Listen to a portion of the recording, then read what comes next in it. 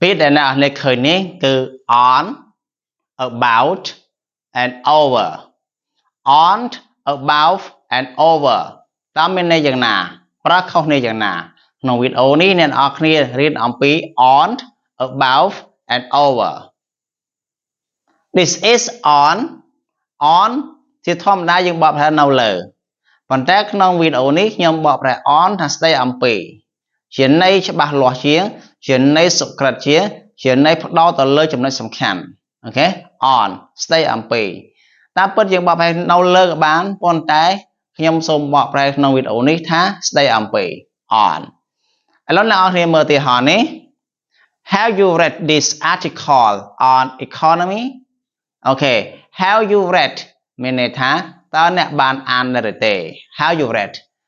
this article មានន័យថាអត្ថបទនេះ this article មានន័យថាអត្ថបទនេះ on នោះស្ដីអំពី economy ណាសេដ្ឋកិច្ចតើអ្នកបានអានអត្ថបទនេះស្ដីអំពីសេដ្ឋកិច្ចដែរឬទេអូខេដូច្នេះ on យើងបកប្រែស្ដីអំពី Now look at this about មានន័យថាស្ដីអំពីដែរជាទូទៅ about យើងបកប្រែថាអំពីឬក៏ប្រហែលតែក្នុងនេះខ្ញុំបកប្រែថាស្ដីអំពីដូចគ្នាអ្នកនរគ្នាអាចសិក្សាឧទាហរណ៍នេះបាន There's an article about tourism in Cambodia today អូខេ about ទីនេះមានន័យថានិយាយអំពី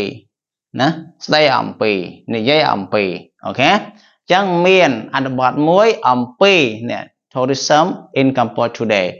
ពីទេសចរនៅខេត្តកំពតនៅថ្ងៃនេះដូច្នេះ on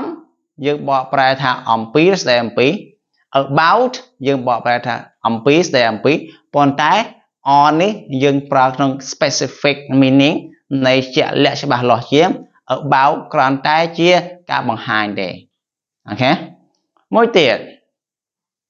over ជាទូទៅគេបកប្រែនៅខាងលើនៅពីលើ over the bridge នៅលើស្ពានឃើញទេ over